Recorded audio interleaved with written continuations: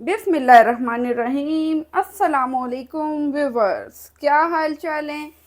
ठीक ठाक हैं और इंशाल्लाह ठीक ठाक ही होंगे। अच्छा जी, आज लेके आ रही हूँ बहुत ही ज़बरदस्त सी रेसिपी है हमारे पास चटनी की, और मैं 100% आपको कहती हूँ कि इस तरह की चटनी आपने पहले नहीं खाई होगी जिस तरीके से मैं बता रही हूँ। और ये रेसिपी है जनाब मेरी नानी अम्मी की, और बहुत ही डिलीशियस मज़ेदार वो इस तरीके से बनाती थी चटनी। अच्छा, करना क्या है? करना हमने ये है कि ये देखें, मैंने इसको पुदीना है, पुदीने की पूरी एक गट्ठी ली है और इसको मैंने अच्छे तरीके से, बहुत ही अच्छी तरह से मैंने वॉश कर लिया। यहाँ पे हम इसके जो इस तरह के पत्ते हैं वो हम निकाल लेंगे। अलबत्ता वॉश आपने बहुत बहुत बहुत ज्यादा अच्छे तरीके से वॉश कर लेना, क्योंकि इसके बाद वॉश नहीं होगा। इसको बड़े अच्छे तरीके से हम खोल लेते हैं इस तरीके से, एक एक करके ना, जरा टहनियों को कोई भी साफ कपड़ा ले लें और उस कपड़े से हमने अच्छे तरीके से ये इसका पानी जो है ना वो बिल्कुल हमने खुश्क कर लेना। इसमें पानी नहीं रहना चाहिए, जरा सा भी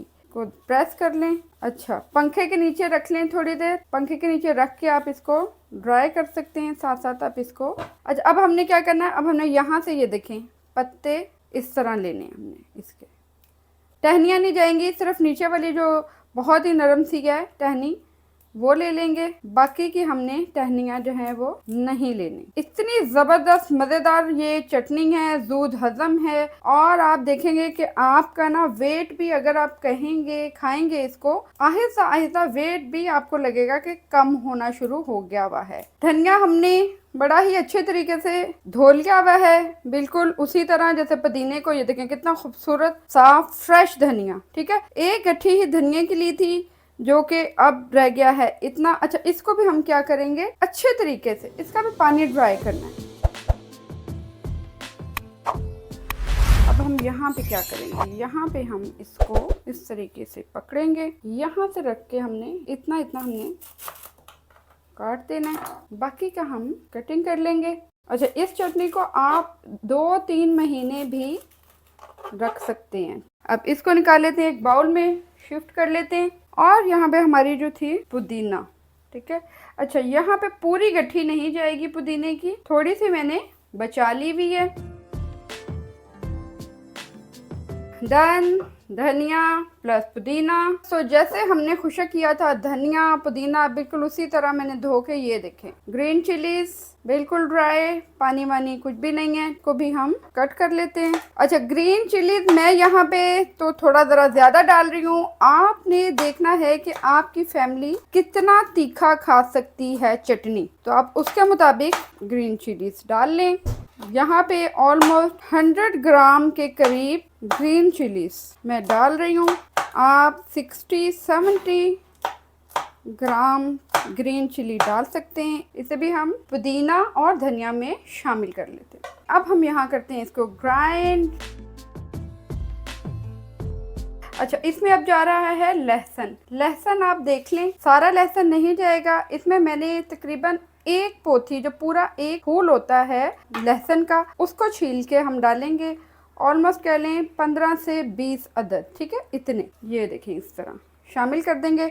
लहसुन थोड़ा सा ज़्यादा होगा तो बहुत ही मज़ेदार होने वाली है चटनी। अच्छा जी, लहसुन अगर थोड़ा सा ज़्यादा हो जाएगा तो भी चलेगा, ये नहीं है कि लहसुन थोड़ा क्वांटिटी में ज़्यादा हो गया तो बहुत मसला हो जाएगा, वो टेस्ट नहीं आएगा। टेस्ट डेफिनेटली आएगा। अच्छा, यहाँ पे पानी नहीं हम डालेंगे, हम डालेंगे सिरका, क्योंकि पानी डालेंगे तो चटनी का वो जायका नहीं रहेगा। तो हम तकरीबन 8 to 9 टेबल स्पून सिरका, और अब हम इसको करते हैं ग्राइंड। तो चटनी हमारी ग्राइंड जो है वो हो चुकी हुई है। आपने देखना है कि अगर ग्राइंड नहीं हो रहा तो जिस तरह हम पानी डालते हैं उसी तरीके से आपने सिरका जो है वो डालना है, शामिल कर लेना है और ज़्यादा।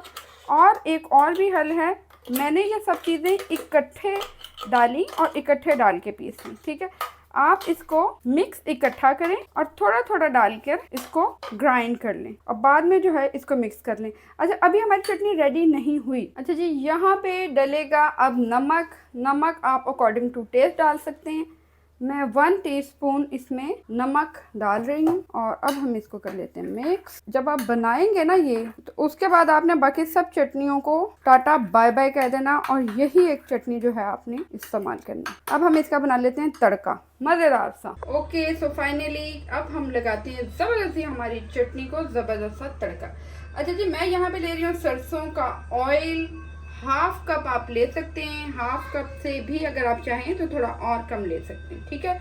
अगर आपको सरसों का ऑयल पसंद नहीं है तो आम आप जो घर में कुकिंग ऑयल यूज करते हैं आप वो डाल सकते हैं। अच्छा, सरसों के ऑयल से थोड़ा सा ये है कि एक तो इसका टेस्ट जरा थोड़ा और इन्हेंस होगा, उभर के आएगा और कमाल किस्म का मजेदार जो जायका है वो आएगा। अच्छा, सरसों के तेल के लिए करना हमने ये कि जब तक इसका कच्चापन ख़त्म नहीं हो जाएगा तब तक हमने इसको पकाना है और फिर बाद में डालना है। और कच्चेपन के लिए ये है कि यहाँ पे हम देखेंगे थोड़ा सा झाग आनी शुरू हो जाएगी और प्लस इसमें से हल्का सा धुआं जो है वो उठना शुरू हो जाएगा। तो बस फाइनली इतना ही फिर हमने इसको पकाना होगा। फ्लेम को कर लेते हैं थोड़ा सा हाई की तरफ। यहाँ पे ऑयल हो गया है गरम। अब हम यहाँ पे डालेंगे तकरीबन 1 टीस्पून के करीब जीरा। ये देखें, और जीरा बड़ा ही जबरदस्त, ये देखें चटकने की आवाजें आनी शुरू हो गई हुई हैं। और यहाँ अब हम फ्लेम को करते हैं ऑफ और ये हम इसमें ये देखें कमाल मजेदार हमारी चटनी कर लेंगे इसको मिक्स। सरसों का ऑयल यूज़ किया करें, बहुत ज़्यादा बेनिफिट हैं। आहिस्ता आहिस्ता रूटीन पे लेकर आएँ थोड़ा। अभी तो जो लोग आदी हैं, मैं भी पहले बहुत आदी थी कुकिंग ऑयल की, सो थोड़ा लगता था मुश्किल, लेकिन अब इजी हो गया है और मज़ेदार भी लगता है। बहुत मज़ेदार हमारी आज की चटनी। अगर आप देखें इसका टेक्सचर, कलर ग्रीनिश। अब इसको हम जार में डाल लेते हैं और ऑलमोस्ट आप कह लें कि इसको हम 1 to 2 मंथ्स के लिए फ्रीज कर लें, सेफ कर लें और खा सकते हैं। अच्छा, ये ज़ूद हज़म चटनी है, इसको आप बाकायदगी से खाएंगे इंशाल्लाह वेट भी आपका आप देखेंगे कि बहुत जल्दी आपको महसूस होने लग जाएगा कि कमी आ रही है। तो मेरे प्यारे प्यारे व्यूअर्स, मेरे चैनल को लाइक करना, सब्सक्राइब करना और बेल आइकन बजाना मत भूलें। कल मिलेंगे एक बहुत ही ज़बरदस्त सी न्यू रेसिपी के साथ। सो टेक केयर, अल्लाह हाफिज, बाय बाय।